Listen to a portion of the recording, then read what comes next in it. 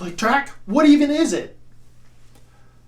A click track can be as simple as a metronome or as complex as a click whose tempo is moving all over the place or subdividing beats for you. Typically, a click track follows the structure of the music on your music stand, reflecting the tempo changes, the meter changes, and the tempo fluctuations. This is how recording sessions work, whether it's for film, TV, video games, pop, or even adapted for live shows.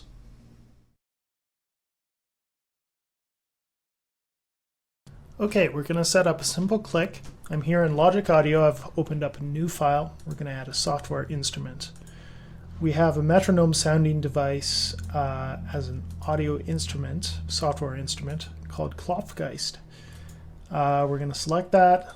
I like to use the kick drum, and that sounds like this. Fantastic. Okay, so with a simple click track, essentially it's a metronome. So we could conceivably turn on a metronome and record that into a microphone and send that out to people, or have them, set their metronome to 80 BPM or whatever, and have that in their ears as they record.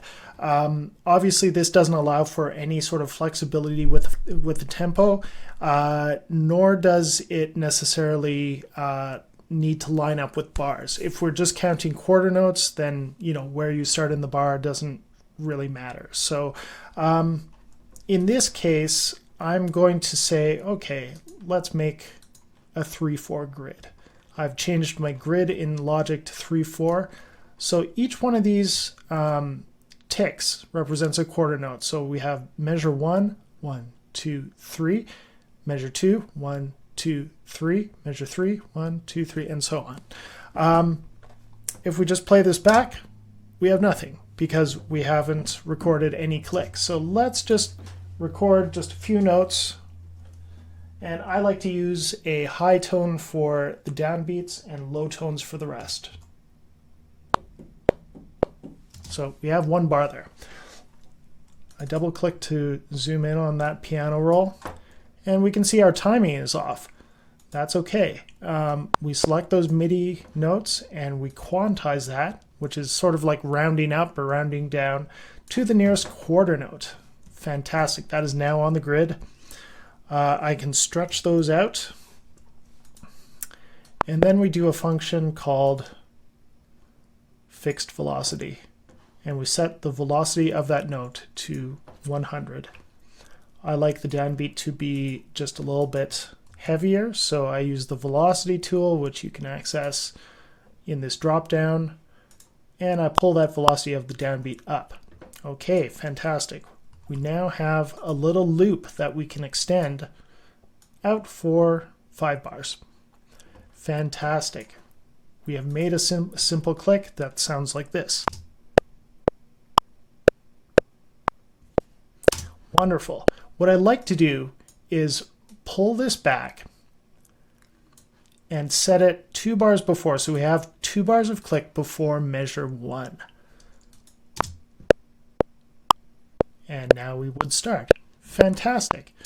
Okay, so actually I am going to reset this to a 4/4 measure. Let's just see how that would work. Obviously our click doesn't reflect that 4/4 measure yet, so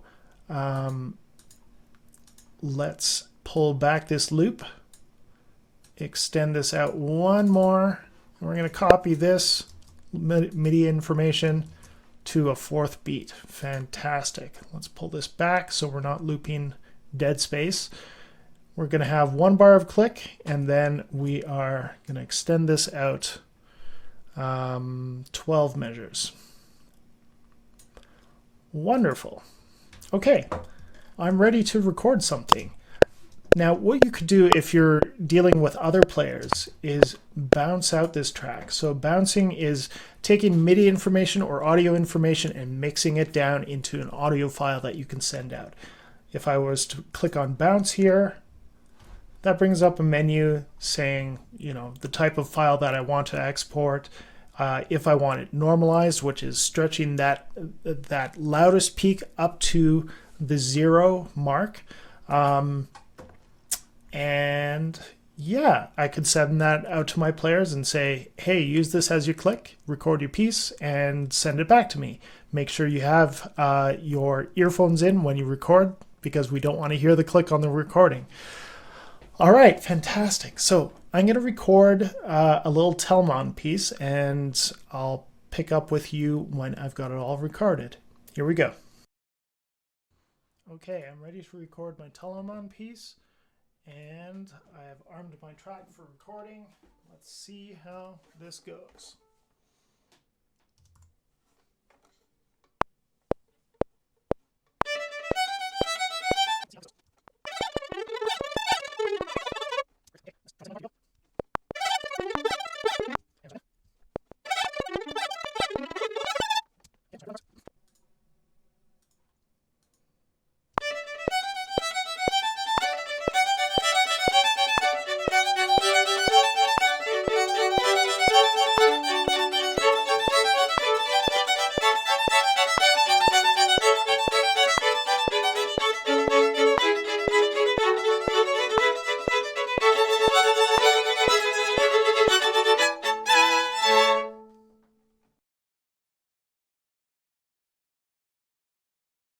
In this quick-fire tutorial, we're going to create a simple click.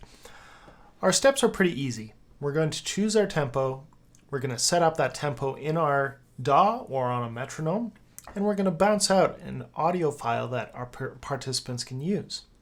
Let's get started. DAW stands for Digital Audio Workstation, and there are different DAW programs for each operating system. I prefer to use Logic Pro X. There's a trial by Apple right now where you can download and use Logic Pro X for 3 months for free. I'd encourage you to do that. It's a great DAW. It's my DAW of choice. There's a free DAW called Reaper that is cross-platform that you can use on either a Mac or a PC, but I really love using Logic Pro X. Let's open up a new project. Fantastic. You can see up here that we're currently at 120 beats per minute. We can also open up a list view and go to the tempo tab, and we see again we're at 120 beats per minute. We can double click on either of those numbers and change it.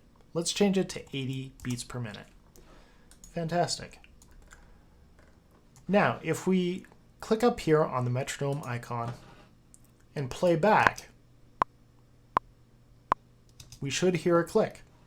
Fantastic. Let's render out a whole bunch of click for our participants. We click up here for the region, we extend the region out. We sort of want to give our participants more than they would use, so they can just keep it running. Wonderful. And our next step is to bounce out our audio. Bouncing out is the same as mixing down, where we're taking all the audio files in this sequence and putting them together in one stereo mix. Obviously, we don't have any other audio in this sequence right now, but we could. We could have guide audio that goes along with a click, or just the click itself. In this case, we're just having the click itself. Wonderful. We're going to bounce that out. We click down here on the bounce button. And let's render out an MP3. I'm going to choose to normalize this, which it takes the highest peak, the highest dynamic peak within this waveform, and it'll extend it up or down to the highest possible level. We go OK, and we go simple click. It bounces out very quickly, converts it to an MP3, and then it should appear on our desktop. Let's take a look. Simple click. Here it is. Let's play it back.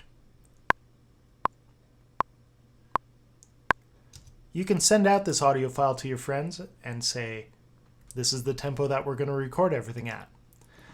Wonderful. So there is your tutorial for creating a simple click.